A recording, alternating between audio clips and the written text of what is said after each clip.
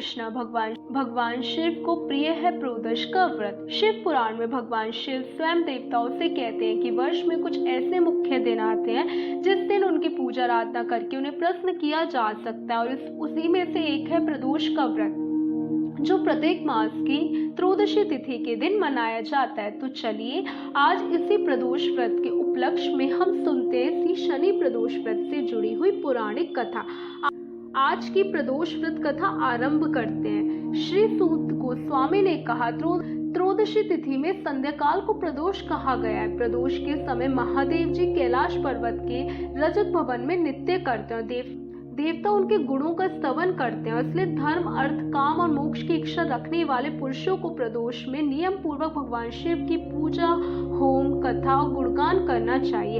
एक समय विदर्भ देश में सत्यरथ नाम से प्रसिद्ध एक राजा थे। वे सदैव धर्मों में तात्पर्य, धीर, सुशील और सत्य प्रतिज्ञक थे, सतपूर्वक पालन करते थे और ऐसे बहुत सारा सुख में समय बीत चुका था।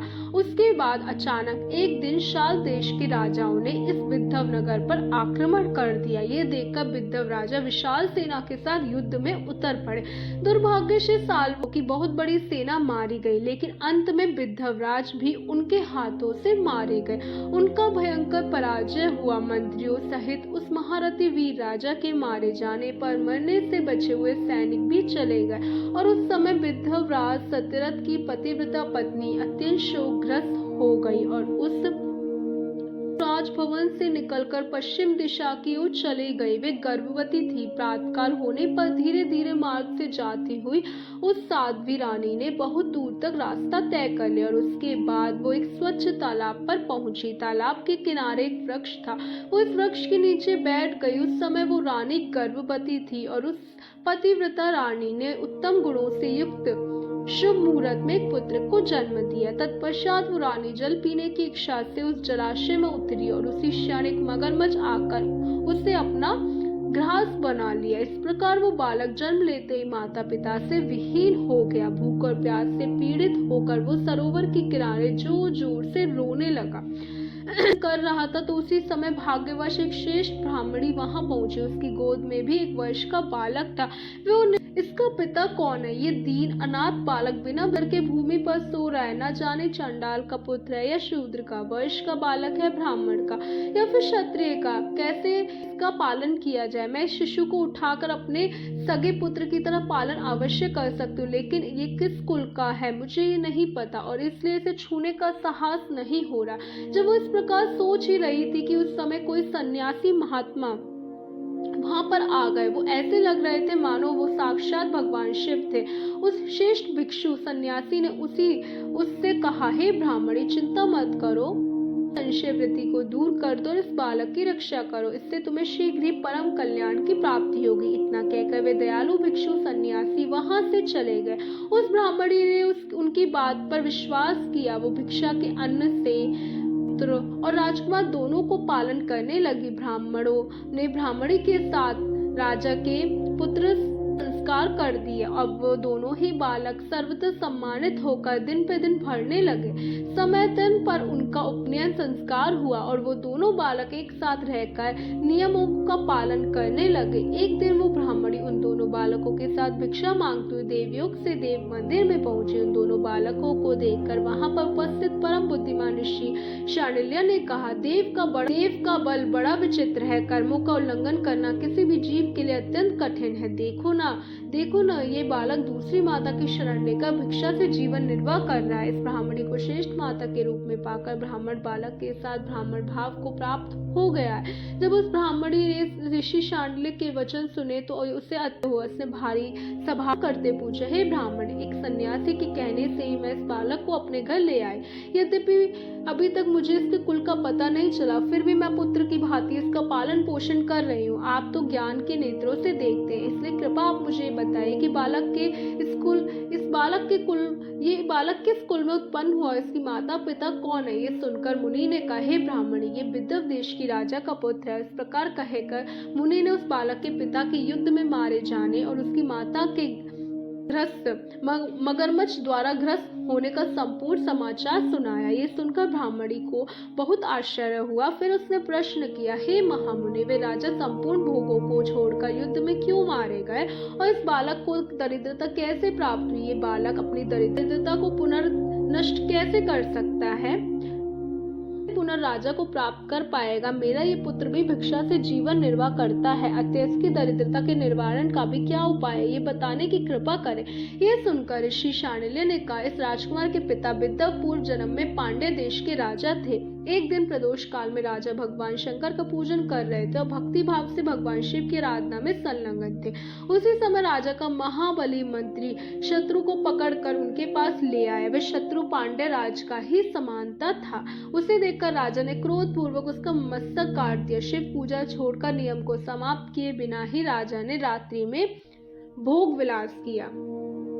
दूसरे जन्म में विद्याराज हुआ। शिव जी की पूजा में विघ्न होने के कारण शत्रु ने उसको सुख भोग के बीच में ही मार डाला। पूर्व जन्म में जो पुत्र था वही इस जन्म में भी हुआ। शिव जी की पूजा का उल्लंघन करने के कारण वे दरिद्रता को प्राप्त हुआ। इसकी माता ने पूर्व जन्म में छल से अपनी सौत को मार डाला था और उस महान पाप के कारण वे इस जन्म में ग्रास के द्वारा मारी गई। हे ब्राह्मणी, अब मैं सत्य वचन कहने जा रहा हूँ, ध्यान पूर्वक सुनना। इस भयंकर असुर को प्राप्त हुए जीव चरण बिंदु की सेवा ही सार वस्तु है। जो प्रदोष काल में अन्यचित होकर परमेश्वर के चरण बिंदु की पूजा करते हैं वे संसार में सदैव भरने वाले धन धान्य स्त्री पुत्र सौभाग्य संपत्ति के द्वारा सबसे बढ़कर बन जाते हैं। तुम्हारे पुत्र भी पूर्व जन्म में उत्तम ब्राह्मण था। इसने संपूर्ण आयु केवल धन लेने में बिताई थी, यथा आदि सत्कर्म नहीं किए और इसलिए वह दरिद्रता को प्राप्त हुआ और उसे दोष का निवारण करने के लिए अब उसे भगवान शंकर की सेवा में जाना चाहिए। यह सुनकर ब्राह्मणी ने कहा, हे मुनिवर, कृपा आप शिव पूजा की संपूर्ण विधि और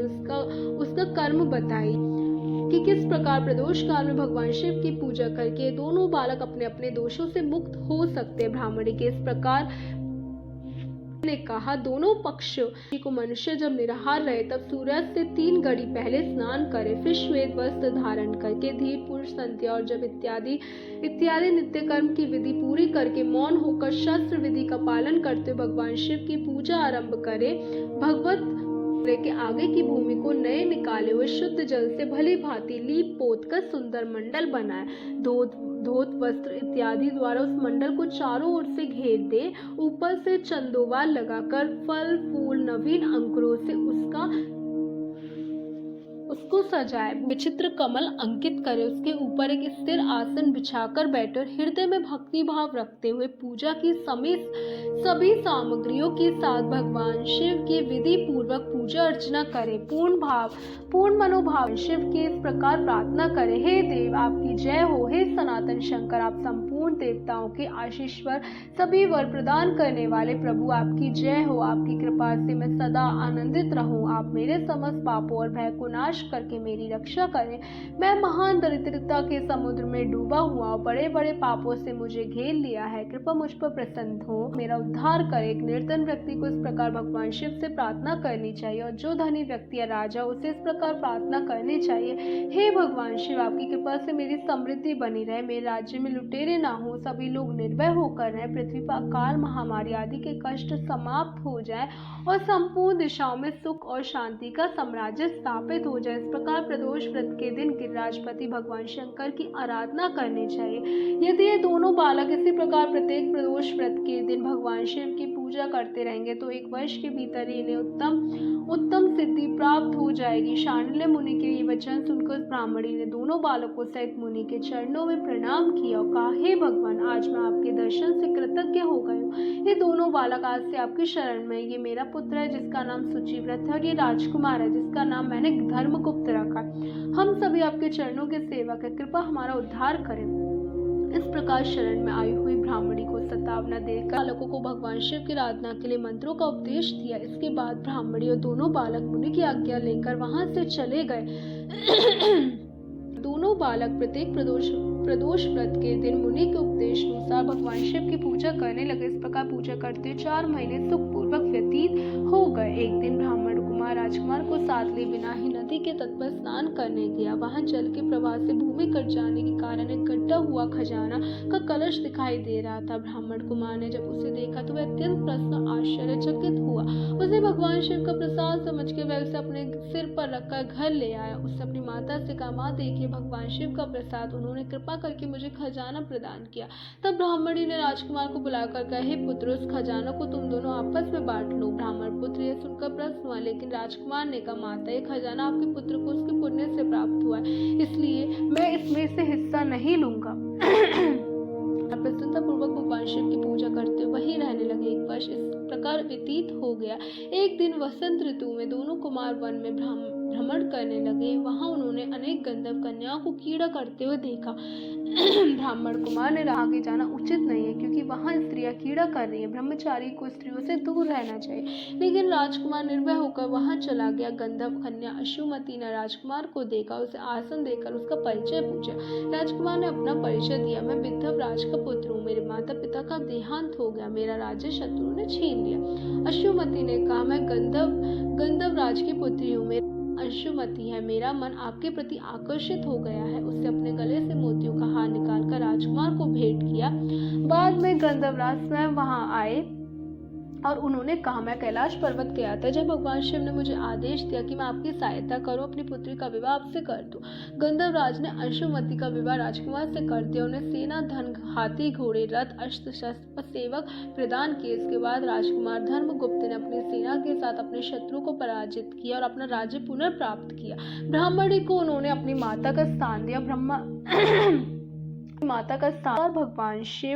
इस प्रकार भगवान शिव की कृपा से धर्मगुप्त विद्धव देश के राजा बन गए। इसी प्रकार जो व्यक्ति प्रदोष व्रत करता है और भगवान शिव की आराधना करता है, उसे मनचाहा फल प्राप्त होता है।